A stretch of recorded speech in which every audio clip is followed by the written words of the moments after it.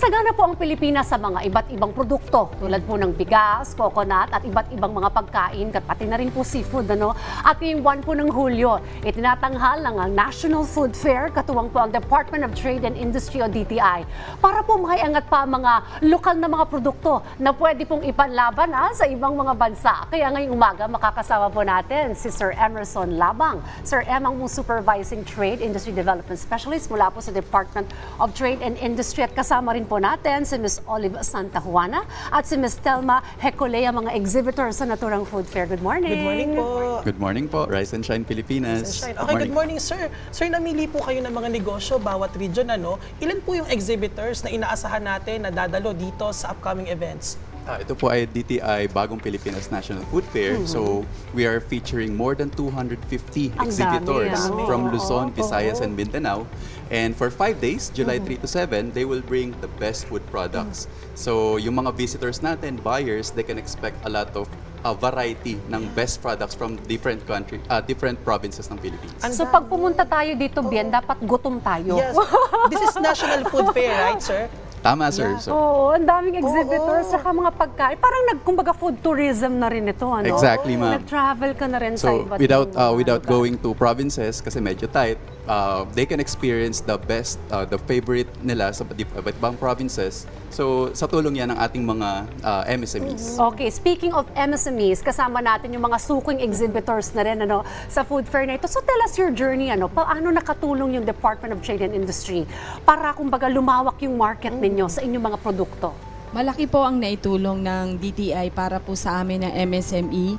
Kagaya po namin na gumagawa ng mga sariling produkto, binibigyan kami ng pagkakataon na i-showcase ang sarili naming produkto sa iba't ibang lokasyon sa ating bansa.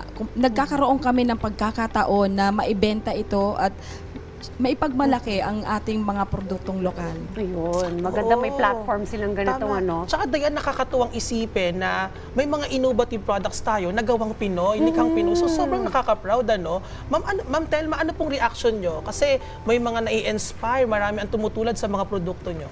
Oo, sadyang nakaka-inspire ang binibigay na pagkakataon sa amin ng Department of Trade and Industry at iba pang sangay ng pamahalaan. Sapagkat kami sa Star Cafe ay naka-benefit sa iba't ibang pagsasanay at tulad dito sa mga trade fair ay nabibigyan kami ng oportunidad na ma-showcase ang aming mga produkto na gawang Pilipino. Andito yung ilang sa mga products nila, Ito, ano ito, Ma'am Olive? Ito po ang aming produkto. Ito po ang latest namin na produkto, ang Papa Ping's Bangus Siomai. Bangus Siomai, kakaiba yan. Kakaiba. Kami pa lang diba? po ang unang nakagawa. Okay. Ito po ay nilaunch namin ngayong January 2024. A new product. Kasi po kami ay active sa pagsali ng mga bazaars. Kaya ito po ay ang ino-offer namin sa mga iba't ibang customers namin. I-steam na natin.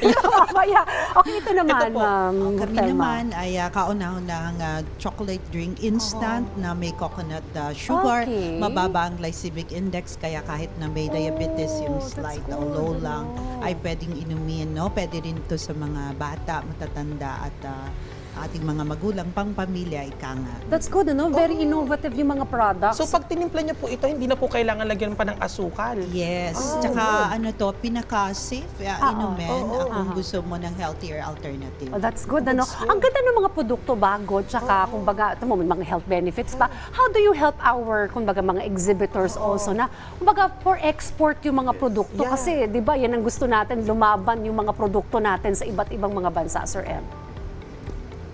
Well, kasama doon sa National Food Fair natin, we are partnering with several government agencies. So we have FDA, IPOPhil, so sila yung mga tutulong sa atin in terms of branding, packaging, and pag-comply sa iba't ibang requirements. And we're also partnering with several private organizations para matulungan yung mga MSMEs kung mga best strategies to upscale their products and services. So we're looking for buyers, supporters, mga distributors, even family, yung ating National Food Fair, they would definitely enjoy yung event natin next week. Ayun. So sir, may mga social media page po ba kayo para dun sa mga nais pumunta dito sa National Food Fair? Oo, para updated sila sa activities. Kailan ba ito?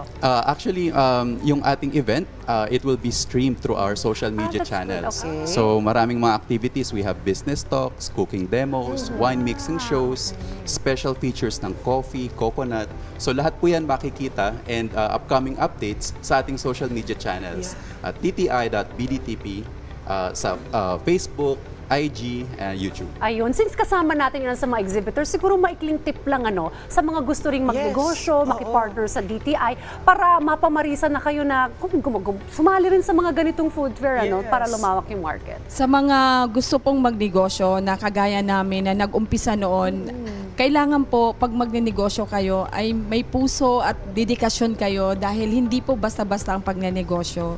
At pag meron kayong sariling produkto, ipagmalaki nyo ito dahil ito po ay produktong Pilipino na dapat po ipamahagi natin sa iba.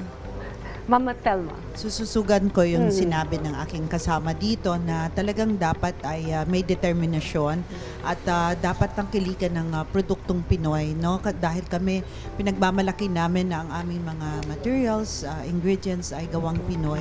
Dahil dapat ipagmalaki ang ating produktong Pinoy, ang pagtulong sa kapwa natin na communities at mga magsasaka ay kasama namin sa pag-unlad. Okay. Suportahan natin ang mga produktong Pinoy at ang mga MSMEs. Sabi nga kayo ang backbone ng economy ng Pilipinas. Exactly. Ang dami nila and then patuloy silang lumalago. Lumalago. Alright? So Sir M, for the last time, this will be on July? July 3 to 7 po, Mega Trade Halls 1 to 3, SM Mega Mall. So we're inviting everyone. So let's support our Filipino MSMEs. Pupunta po kami ni Bian dyan sa National Food Fair. Yes.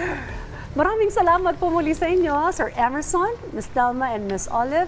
And all the best po sa upcoming National Food Fair na ito. See you there.